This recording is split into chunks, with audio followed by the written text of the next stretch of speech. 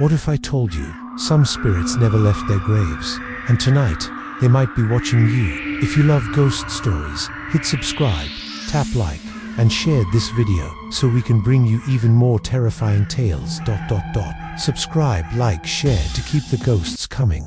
The legend of Tiffany Valentine does not begin in film reels or Hollywood soundstages. It begins in whispers. Whispers that flow through dim corridors of cinema history, through the collective dreams of those who believe that stories are not simply told, they are conjured. A tale, once spoken, once filmed, once etched into the imagination, takes on a pulse of its own. And Tiffany, the bride who was murdered, stitched, and reborn in plastic, has never been still since her first breath. It is easy to laugh at her beginnings. A doll, blonde hair tangled like a funeral bouquet, painted lips frozen in cruel desire, leather jacket stretched across porcelain shoulders. To some, she was only another character in a franchise built on cheap thrills and splattered blood. But beneath the humor, beneath the irony, Tiffany carried something older, an archetype, a shadow that has haunted humanity for centuries. The ghost bride. Every culture has known her. She waits at the edges of rivers, weeping in Latin America, as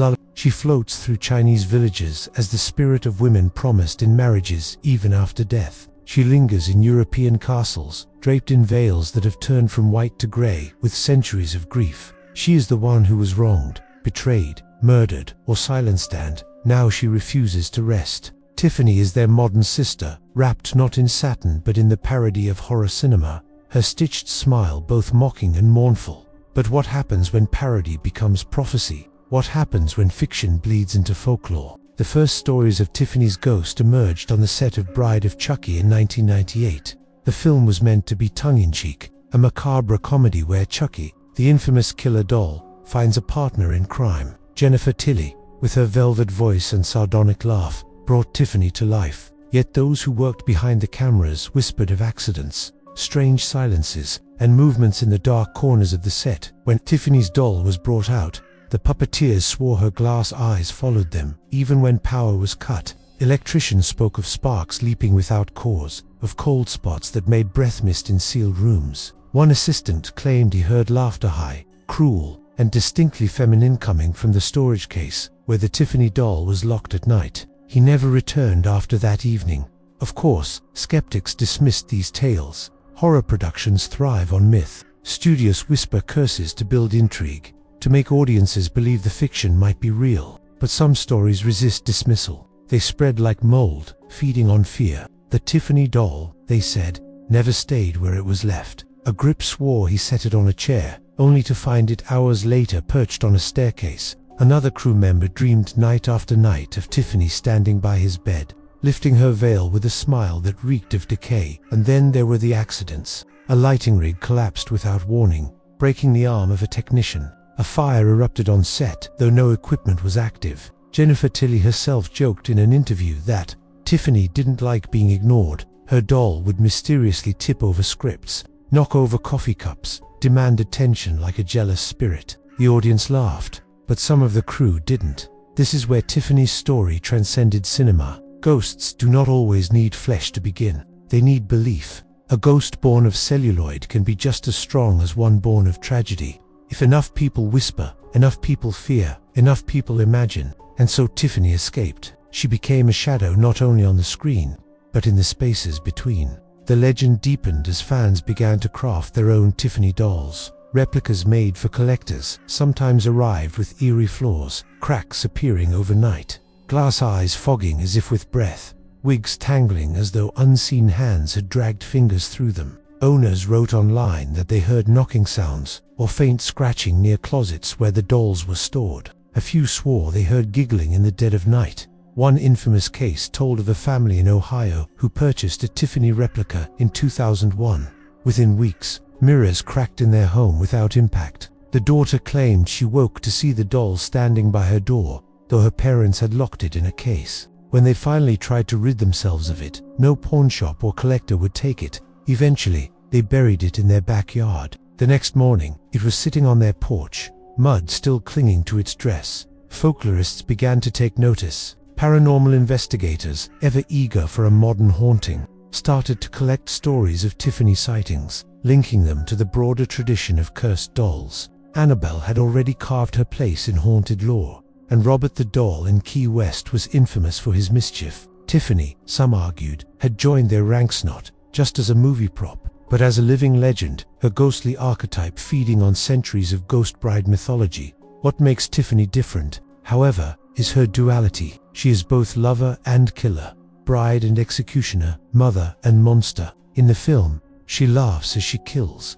cries as she loves, and curses as she desires. She is contradiction incarnate, and contradictions are the breeding ground of ghosts. Spirits linger when they cannot resolve themselves. Tiffany is never resolved. She is eternal conflict, bound to the liminal space between devotion and damnation.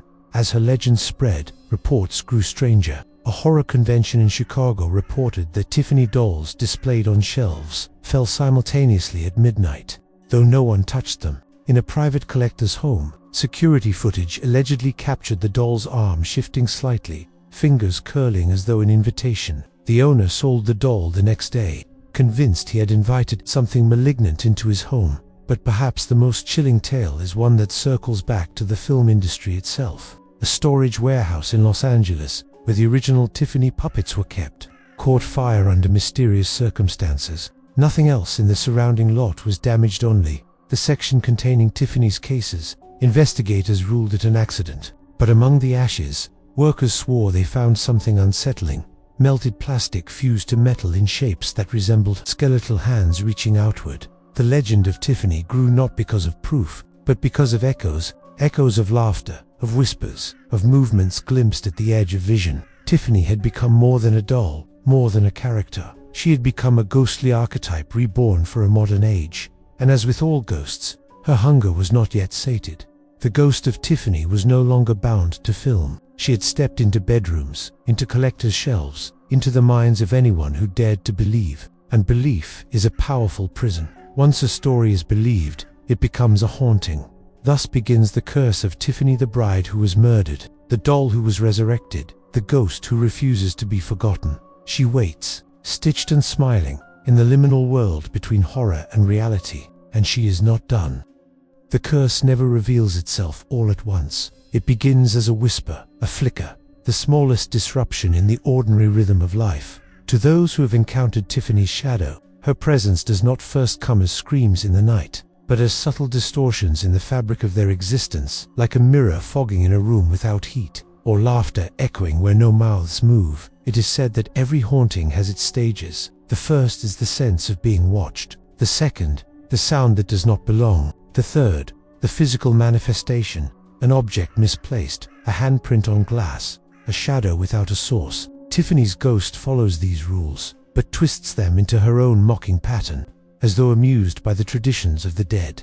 The earliest stories from collectors always begin the same way, with dreams, dreamscapes in which Tiffany does not move as a doll, but as a pale bride, her stitched mouth curved into a smile that bleeds red down her chin. These dreams are often repetitive, night after night, each one more vivid. She comes to doorways first, standing silently, her veil shifting though there is no wind. By the third or fourth night, she steps closer. Some report that her eyes shift color green to black, black to glassy emptiness. Others claim she whispers their name, stretching the syllables into threads of silk that wrap around their throats, choking them awake. One man in Michigan swore he saw her not only in dreams, but reflected in the screen of his television when it was turned off. Her porcelain face peered behind his shoulder, her lips parted as though she were about to laugh. When he turned, the room was empty. The Tiffany doll he kept in a glass case remained still, her glass eyes vacant, but the reflection lingered, even as he wiped the screen again and again. He sold the doll within a week. The buyer later claimed it arrived broken, though no cracks had been there before. Asterisk, what separates a ghost from imagination is persistence. Tiffany's persistence often manifests in the refusal of objects to remain where they are left. Her dolls, replicas, or even images of her, are said to shift slightly, as though nudged by unseen hands. Owners insist they left the doll on one side of the room, only to find it waiting by their bed, its veil draped across the nightstand. A collector in Toronto filmed himself locking his Tiffany doll in a trunk. He bolted it shut and placed heavy books on top. At 3:17 a.m., his security camera recorded the sound of knocking, not from outside the house, but from within the trunk. 3 knocks, deliberate, evenly spaced. By morning, the trunk was open, the books toppled, the doll was sitting upright in the center of the room. The man uploaded the footage online, and though skeptics argued it was staged, the fear in his voice during the recording was undeniable. He moved out of the apartment 3 days later. Others report Tiffany's laughter, always faint, always distant, but unmistakable. A high-pitched giggle, threaded with malice, echoing in places no one should be. A woman in Sydney claimed she heard the laughter in her kitchen late at night. When she entered, every knife in the drawer was standing upright, tips piercing the wooden counter, as though carefully placed by invisible hands. Her Tiffany replica sat in the corner cabinet, untouched, its stitched smile glowing in the dim light of the refrigerator. Asterisk. Not all who encounter Tiffany's ghost are victims of chance. Some actively seek her out. Paranormal investigators, drawn to cursed objects like moths to flame, began conducting seances with Tiffany dolls. Their accounts form some of the most chilling evidence of her spiritual presence. In one seance, a group of 4 sat in a circle around a Tiffany doll placed in the center of a table. They asked questions aloud. "Is anyone here with us?" For several minutes, silence. Then, softly, the table vibrated. One participant swore she felt a cold hand grip her ankle. Another claimed he heard a woman whispering "forever" directly into his ear. The doll's head tilted, though no strings or mechanics were attached. At that moment, all candles in the room extinguished at once. In another case, a medium attempted to channel Tiffany's spirit. She described a woman cloaked in lace, her lips painted, her eyes black as obsidian. The spirit spoke through the medium in a voice that was not her own. "He left me in death, but I followed. I always follow. I am not his shadow. I am my own curse." The medium convulsed, then collapsed. When she awoke, she had no memory of the words. Some believe Tiffany is not a singular ghost, but a vessel, that she is the amalgamation of centuries of ghost brides, their grief and rage coalescing into a modern icon. Each new believer, each whisper of her story, each laugh recalled in fear, feeds her presence, strengthening her until she is more than legend. Asterisk. Ghosts adapt to their time. In centuries past, they appeared in mirrors, in candlelight, in the creak of wooden floors. Tiffany, however, thrives in the electric age. Reports abound of phones glitching when her image is near, of screens distorting when her films play. Some viewers claim that while watching Bride of Chucky at home, the film distorts only when Tiffany appears on screen, her voice echoing even when muted, her laugh continuing seconds after the film is paused. One teenager in London attempted to livestream with his Tiffany doll. During the broadcast, viewers commented that they saw a second figure standing behind him, a pale bride, her features blurred but distinctly separate from the doll. The boy insisted he was alone. The stream ended abruptly when his camera cut to static. He did not return online for weeks, and when he did, he refused to speak of the incident. Electronic voice phenomena, EVP recordings, also capture strange anomalies. Investigators who leave Tiffany dolls in dark rooms often return to find voices imprinted on tape. The phrases vary, but common words include mine, bride, forever, and laughter that stretches unnaturally, looping as though it is feeding on itself. Asterisk. For those truly cursed, Tiffany's haunting does not stop at whispers or movements. It escalates. Victims describe feelings of possession, not full loss of control, but intrusive thoughts, sudden urges to harm, or uncontrollable laughter at inappropriate times. Some women report feeling a strange kinship, as though Tiffany whispers encouragement in their darkest impulses. Others, particularly men, claim they feel hunted, as if Tiffany stalks them not just as a ghost, but as a bride searching for vengeance. One man, after purchasing a Tiffany doll online, reported dreams of being strangled by a veil. He would wake gasping, bruises appearing on his neck, though no one touched him. The bruises formed in patterns resembling stitches. After 2 weeks, he buried the doll in a churchyard. The bruises stopped, but days later, he returned to find the doll sitting on his car hood, veil neatly arranged, stitches in its painted mouth gleaming in the sun. Asterisk. As Tiffany's legend spread, so too did rituals to protect against her. Paranormal enthusiasts suggest surrounding Tiffany dolls with circles of salt, though reports vary on its effectiveness. Some claim the salt line is disrupted overnight, grains scattered as though kicked aside. Others recommend keeping her in sealed glass cases, though those who try often report the glass fogging or cracking from within. A priest in Mexico attempted an exorcism on a Tiffany doll. Witnesses claimed the doll's eyes rolled back, its mouth opening as though to scream, though no mechanism inside could account for it. The priest collapsed afterward, clutching his chest, and died days later of unexplained cardiac arrest. The doll was later sold to a collector in Germany, who swore it moved across his shelves nightly until he locked it in a vault.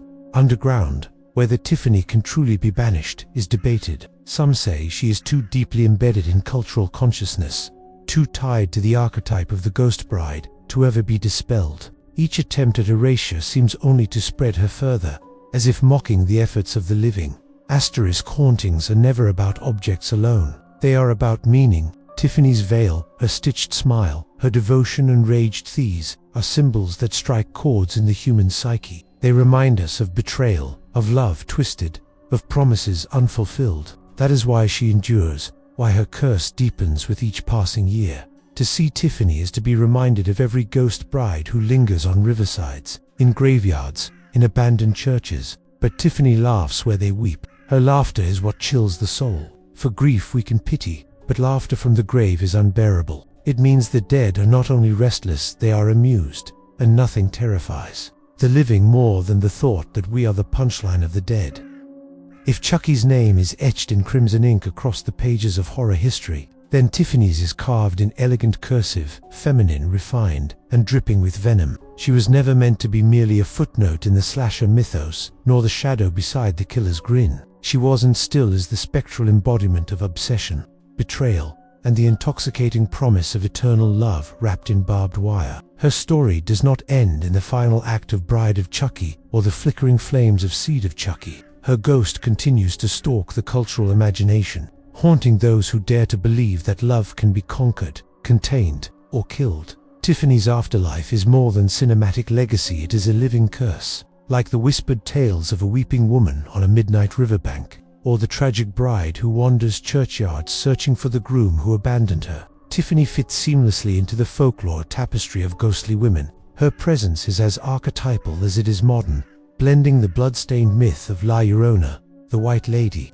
and the phantom brides of Europe's misted castles. Yet, unlike these ancient phantoms, Tiffany's ghost bears the scars of a more contemporary world, consumer culture, pop-punk rebellion, and the feminist undertones of a woman who refuses to be erased. Witnesses, both fictional and fan, claim Tiffany appears in strange ways. A doll's cracked porcelain smile on a forgotten thrift shop shelf, the echo of her high-pitched giggle in a room that should be silent, the faint smell of hairspray and cigarette smoke where no one has smoked in years. She is not bound to a single haunted site, nor to the stitched skin of a doll. Her curse lingers in the psyche of anyone who has ever fallen in love with something dangerous, anyone who has chased desire into the shadows, and that is her truest haunting. Tiffany's ghost is not about the doll at all. It is about us. But Tiffany is every dream of romance that turned to rot, every promise of forever that ended with betrayal, every vow of loyalty betrayed by violence, control, or obsession. Her wedding gown, splattered in blood, becomes an eternal metaphor for the collision between love and horror. She teaches us that the people we trust most deeply, the ones who cradle us with whispers of devotion, are often the ones who can lead us to ruin. Yet Tiffany is not only victim. Unlike the spectral brides of old who wail endlessly for lost love, she laughs, she fights, she kills, she reinvents herself even in death. Her ghost is one of rebellion, refusing to remain the obedient phantom bride. Where others mourn, she sharpens her nails. Where others fade, she shines brighter. Her afterlife is a defiance of erasure, a sharp reminder that even the damned can demand recognition. In the realm of haunted stories, Tiffany is a paradox. She is both the hunter and the hunted, both cursed and cursebringer. She is an echo of feminine rage trapped in Saturn, a reminder that love when twisted can leave scars far deeper than knives. The question then lingers, heavy as candle smoke in a locked room. Do we fear Tiffany because she is a ghostly bride, or do we fear her because she is a reflection of ourselves?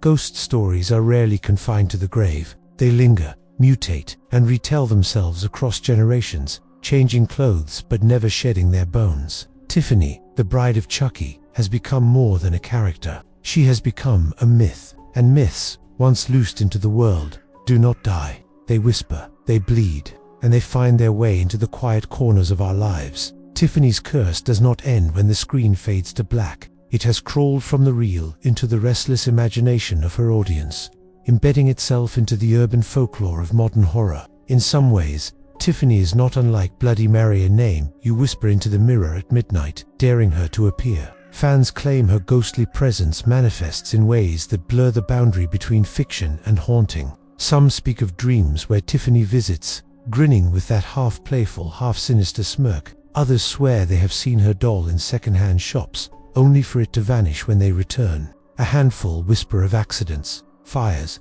or tragedies that followed after watching Bride of Chucky too many times, as though the film itself carried her malediction. But Tiffany's curse is subtler than that. She has become an idea, and ideas are the most dangerous ghosts of all. At her core, Tiffany represents the dark gravity of toxic love, the chains of obsession disguised as passion, the wounds of betrayal dressed in lace. This is why her legend endures, not because she kills, but because she embodies truths we dare not speak. She is the phantom of every lover who lied, the shade of every promise broken, the echo of every "I love you" that turned to ash. When we speak of her haunting, we are not merely speaking of dolls or knives, we are speaking of memory, heartbreak, and the shadowed corridors of the human heart. Yet, her curse is also strangely seductive. Tiffany's ghost does not repel us. It entices. Horror fans dress like her, quote her, even long to embody her confidence, her wit, her unapologetic self. Unlike most tragic brides of folklore who wander endlessly in sorrow, Tiffany walks with defiance, daring us to look,